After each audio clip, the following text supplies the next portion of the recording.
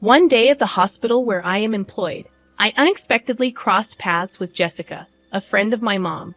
With a surprised tone, she questioned my presence, stating that I seemed completely out of place. She warned me that if I came seeking a job, I wouldn't find one, instructing me to go back home. Jessica's unexpected comment left the surrounding doctors in a state of frozen uncertainty. I couldn't fathom what she was implying, hoping it wouldn't escalate into a serious matter that might already be too late to rectify. It appeared Jessica hadn't grasped that making an enemy out of me wasn't wise. However, silence was no longer an option. Addressing Jessica directly, I couldn't help but wonder if she was fearless or simply clueless. With a perplexed look, as if she didn't comprehend the meaning at all, she responded, "Huh? What are you talking about? Let me introduce myself. I am Emily, a 35-year-old mother with an active 7-year-old daughter and a mischievous 1-year-old son. My husband, John, is 2 years younger than me and works diligently as a nurse at the General Hospital, caring for patients. I had a job too, but after the birth of our second son, I am currently enjoying maternity leave. Our family recently moved from a cramped 2-bedroom apartment to a second-hand house, bought with a loan. Despite its age, the house has a charming appeal, with a spacious garden for the kids and a soothing view from the rooftop balcony. There's also a lush park nearby where our family spends weekends, turning it into our weekend paradise. The story of Jessica and me began when our daughters, of the same age, started playing together in the park. Jessica, a surgeon at the same hospital where John works, wore designer clothes, and her daughter followed suit in renowned brands. Excited by the coincidence, she expressed a desire to meet my husband, leading to a planned tea gathering at our house. However, upon Jessica's arrival, she displayed blatant rudeness, appraising our belongings and questioning the history of our house. Her impertinent remarks continued during tea, questioning John's choice of being a nurse and suggesting financial instability. Each word cut deep, leaving us at a loss for words. After she left, I apologized sincerely to John for the uncomfortable experience. Concerned, I contemplated keeping some distance from Jessica in the future. John reassured me with a warm smile, suggesting that while it's good to make connections with neighborhood moms, it might be best not to get too involved with Jessica. As time passed, our family experienced new changes. After giving birth to our second son and celebrating his first birthday, I contemplated returning to work. With John's parents providing support with the kids, I found myself with some spare time at the hospital where my husband works, enjoying a hot coffee at the hospital cafe. I heard a familiar voice from behind. It was Jessica.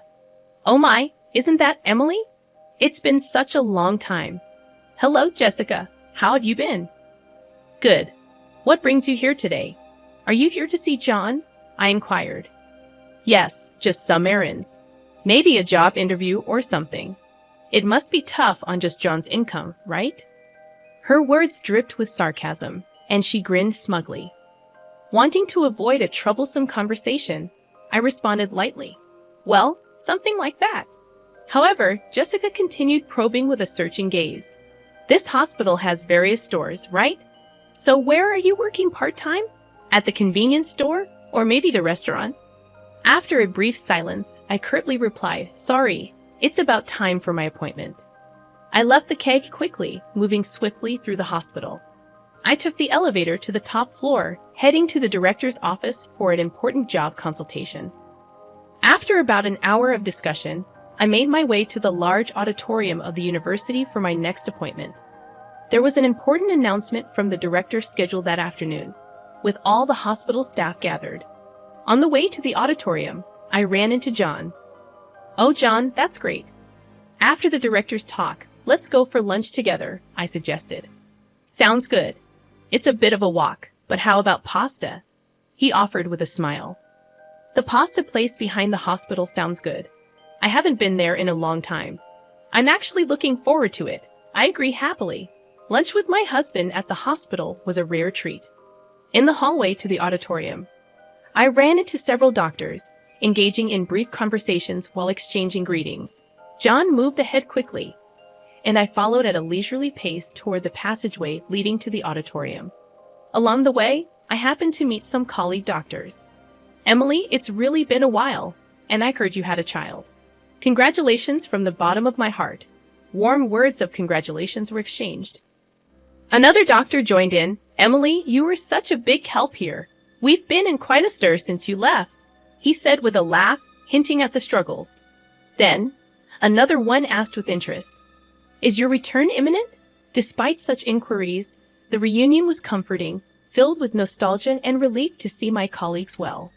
But the atmosphere quickly changed.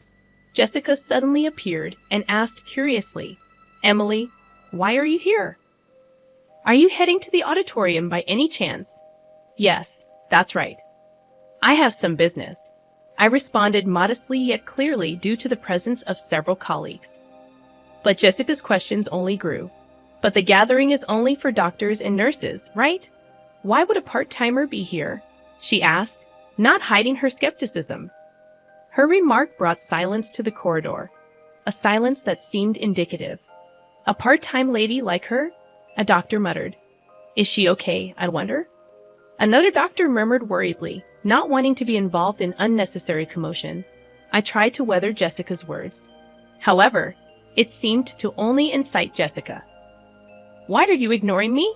It's like you don't think at all," Jessica exclaimed with a sneer. "Lost your way? The auditorium isn't this way. If you're looking for part-time work, go the other direction.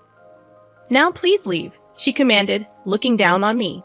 The doctors present were appalled by Jessica's behavior, but sympathetically, they began to stand by me, attempting to defuse the situation. The surrounding doctors raised their voices in unison against Jessica. Disappointment and anger were evident on their faces, and their voices contained a strong sense of rejection toward Jessica's actions. "Hold on, you! What kind of way is that to speak to Emily? Don't you have any manners? Apologize to her right now," they demanded, not just disapproving but reproaching Jessica's conduct. The doctors gathered, looking tense, and confronted Jessica, the atmosphere charged with tension. Jessica, faced with the united front against her, appeared confused and at a loss for words. What's going on? I just pointed out that she doesn't belong here. The meeting is only for relevant personnel, and she doesn't fit the bill, right?" She tried to justify her stance, but my patience had reached its limit. With a composed tone, but with content sharp as a blade, I addressed Jessica. "Jessica, you really are brave, aren't you? Or is it that you simply can't read the room?" I critiqued calmly. Unable to find a rebuttal, she stared back at me, perplexed. "Huh? What'd you just say?" I calmly made my position clear. "You'll understand soon enough. The actions you took against me and your careless remarks, the serious consequences they could bring." The doctors present showed no sympathy for Jessica. "Look, your future is now utterly uncertain," they said cuttingly. "You might want to start looking for another job while you still can." They nodded earnestly to each other.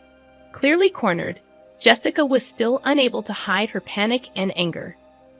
"So why on earth are all of you defending this non-regular employee so much? I don't understand why you rate her so highly," she raised her voice. The conversation among the doctors echoed in the hallway. "Are you the new surgical specialist?" One doctor inquired. "So that's why you don't know Emily? That's quite pitiful," while another added, "Jessica," with anger on her face and indignation in her tone, retorted, "Can you explain what you mean by that?" Her anger stemmed from the belief that judging people by their professional standing, regardless of their duties as a doctor, was against human dignity.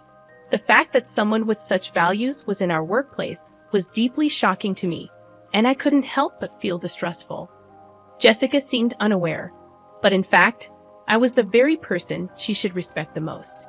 The other doctors completely ignored Jessica's questions and left her with cold stares, quietly leaving the scene.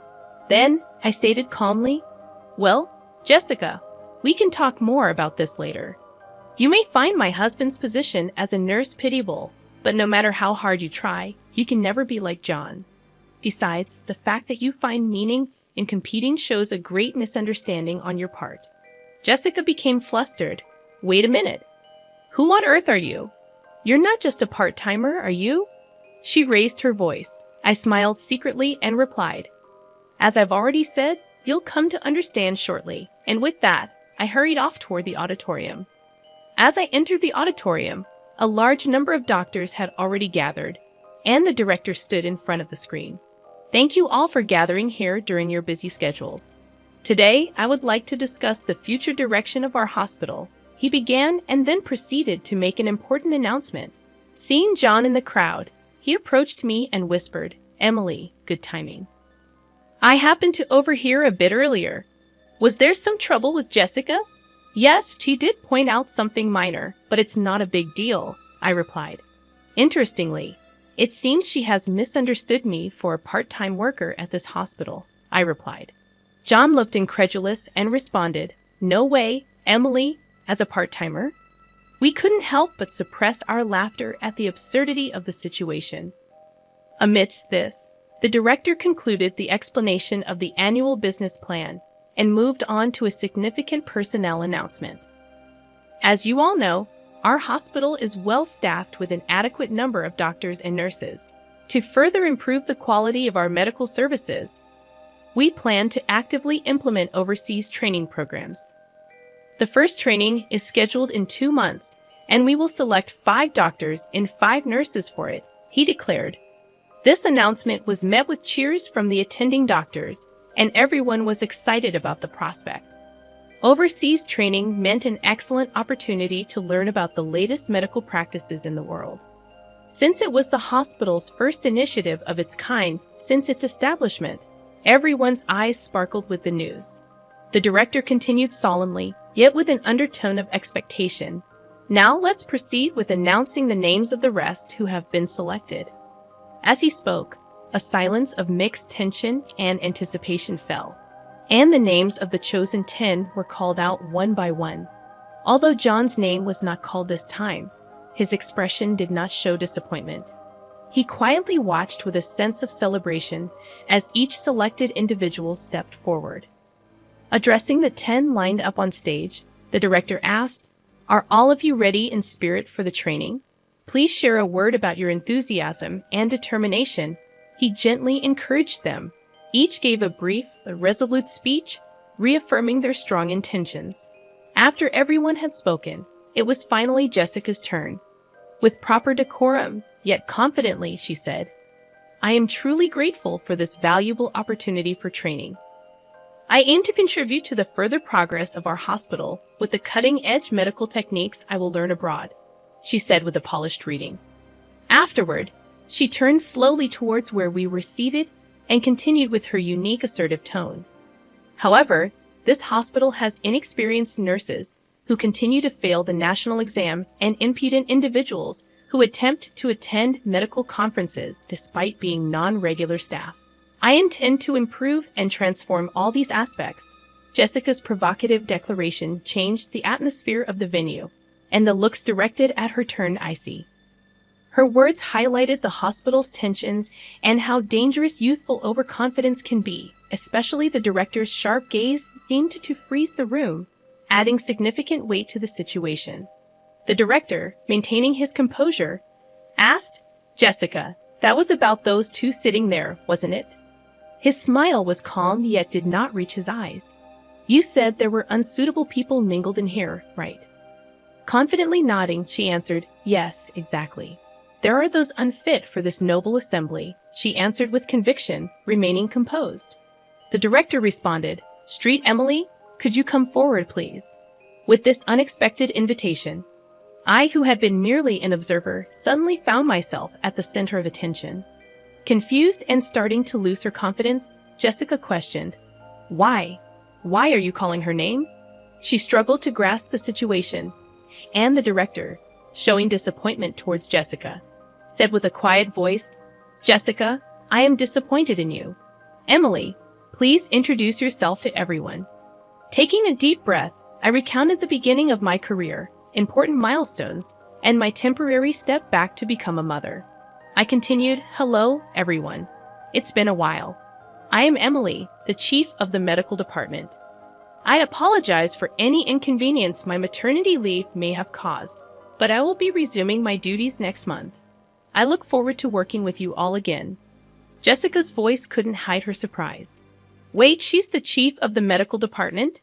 Her eyes searched the room for confirmation. Indeed, as the head of the medical team, I had taken a 2-year parental leave to birth and raise my first son. The director, affirming the truth, added quietly, "By the way, Emily is my daughter." His words resonated in the room with undeniable clarity, defining the reality of the situation. Jessica's expression went from confusion to shock, her mouth agape as if to object to the reality, but no words came out. The room, filled with hospital staff, could not contain its reaction, and suppressed laughter spilled out at the unexpected turn of events. The director began speaking in a relaxed tone. "Jessica, for this upcoming overseas training, you have been assigned to be the team leader. Your deployment will be in a conflict zone in the Middle East. There is a shortage of both medication and medical equipment, and a very challenging situation is anticipated. It will be interesting to see if your abilities will be fully utilized, but don't worry, Emily will be there to support you. Learn as much as you can under her guidance." Proudly, Jessica responded with dignity, "I am a doctor too. Although I have no experience working abroad, my clinical skills and treatment records are first class. I will not allow myself to be underestimated." I replied to Jessica with a calm but firm voice. "Let me make one thing clear, Jessica. In the near future, I am going to take over the directorship of this hospital from my father. Do you understand the weight of this fact?" Jessica's expression stiffened, and seeing this, I continued, "Yes, it seems you understand. Well, depending on my decision, your future in this hospital may be affected." Jessica could no longer hide her agitation, and I calmly added, "I haven't heard such a thing." Jan intervened, calmly adding his words, "Jessica, we had not informed you about that matter beforehand. Your disrespectful attitude towards Emily may well be something you deeply regret in the future." Towards the end of the meeting, the director stated firmly, "Please, everyone, a bit of silence. Jessica, in the discussions here, in the end, results are everything. No matter how excellent you may be, that is just one aspect. What's important is the results you can achieve in this hospital, and on that front, I have great expectations of you." Jessica fell silent at the director's words, bowed her head, and nodded without saying anything. The director concluded with that, today's meeting is adjourned." As his words ended, everyone in the auditorium stood up and returned to their respective places. Stepping out of the director's office leisurely, I casually said, "Shall we go for lunch? I've got a craving for pasta today." Side by side with John, I started walking towards our favorite pasta place in the backyard, leaving the hospital building behind. As we were about to pass the small smoking area set up behind the hospital, I spotted Jessica, who appeared to be deep in thought, taking a drag of her cigarette. The moment our eyes met, Jessica awkwardly looked away. At that instant, a sudden event caught our attention. A loud crash sounded, and right before our eyes, a car had rear-ended another in an accident. Jen and I sprang into action immediately. The area was nearly deserted, so it was crucial for us to move quickly to help. "Are you okay?" John called out with concern and quickly checked on the people involved in the accident. One was the driver in the car that was hit, and the other was a pedestrian who happened to be walking by. Jessica also rushed to the accident scene, following us, but seemed overwhelmed by the chaos. Acting on her medical instincts, I began to give directions. "John, quickly get that man into a safe position and check his pulse." Jen moved promptly, following my instructions and beginning his actions. As an emergency nurse, John had been granted special opportunities to accumulate frontline medical experience, including attending surgeries conducted by me. I had trained him rigorously, and he had developed exceptional practical skills. I then directed Jessica with calm and clarity. "Jessica, check if that elderly person is bleeding and assess their level of consciousness."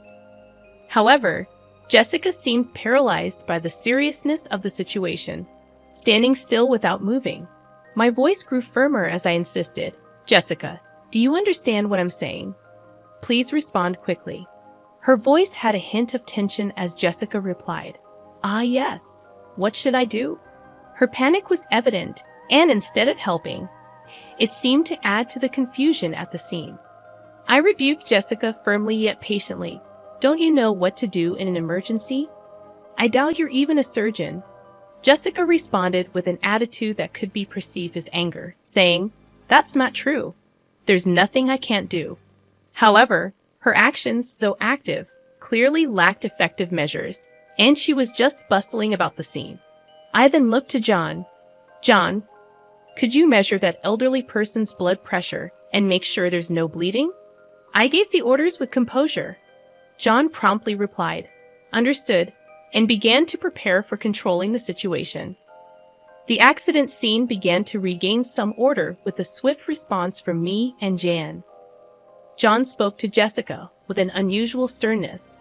"Jessica, come over here and help," he directed. Jessica complained. "What do you mean? A nurse asking for such a thing?" But John cut her off. "This is no place for someone who can't do anything. If you're not going to be of help in this critical moment where lives are at stake, please step back," he said decisively. Jessica was at a loss for words and stepped back from the scene silently. John reviewed the situation and reported to me, "The vitals are stable, but there might be internal damage. We should conduct a thorough examination as soon as possible."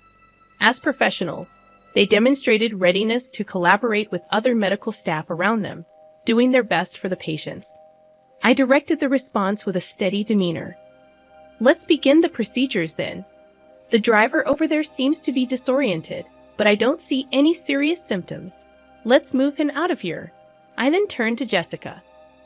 "Could you please call an ambulance on your cell phone?" Despite my words, Jessica stood frozen, unable to move. I addressed Jessica with suspicion. "Jessica, I'm speaking to you.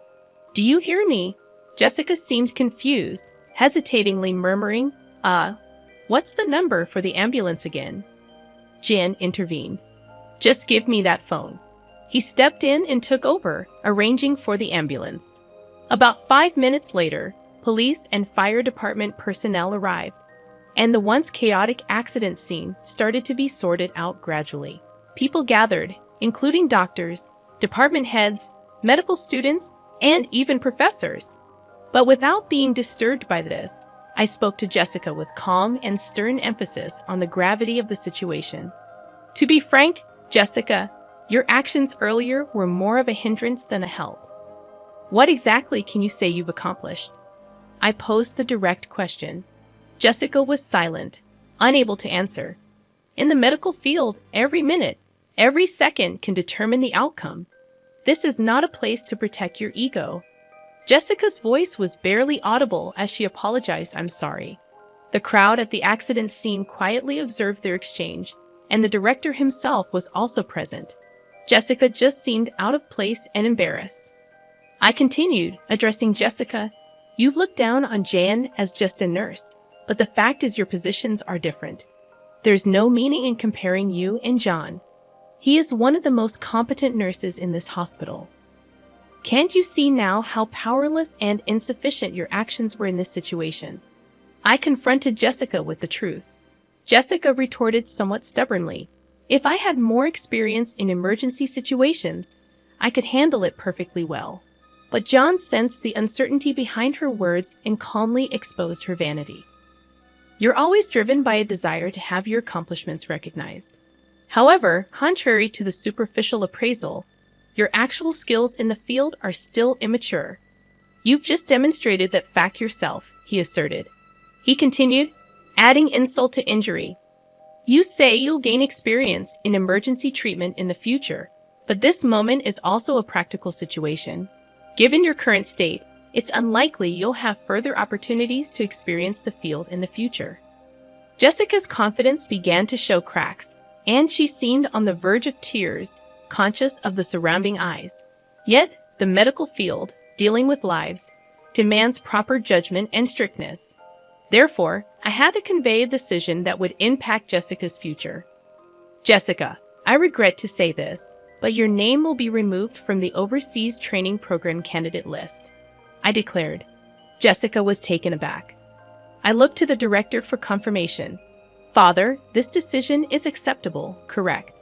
The director nodded deeply. No problem. This incident has given me a clear understanding of her. We have always selected trainees based on their grades, but it may be necessary to reconsider our selection system in light of this. His quiet but firm response marked a moment that signified a complete defeat for Jessica. With a calm but resolute voice, I advised Jessica, it's important for you to relearn from the basics. Only then will you have the right to compete at the same level as John. Also, take to heart the dangers of judging a person's worth by their appearance. While I considered letting you go from the workplace, I have decided to give you one more chance, the last chance. Make the most of this opportunity and show us your full effort. I advised Jessica, sternly yet justly. Afterward, they quietly left the scene, but the looks from the doctors around Jessica were cold, filled with disappointment and disapproval. Their evaluation of her future was seemingly already set. Weeks passed, and the long-awaited departure day for the overseas training arrived. Jen and I headed to the airport, excited to acquire new knowledge and experience. As for Jessica, I had heard that she resigned from the hospital just a month after the incident. She couldn't endure the cold stares of those around her and ultimately chose to prioritize her pride. Personally, I thought that it was for the best. A doctor who puts pride at the forefront doesn't deserve to hold patients' lives in their hands, and no one would want to entrust their life to such a person. On the way to the airport, I spoke to John with words filled with hope. John, let's use our abilities to turn this hospital into one of the most renowned places in the world. Jen, sharing that passion and reaffirming his determination, replied, That's right. I need to work even harder and obtain my medical license as soon as possible. And so I quietly vowed to myself once more my unwavering resolve as a doctor to fulfill my duties.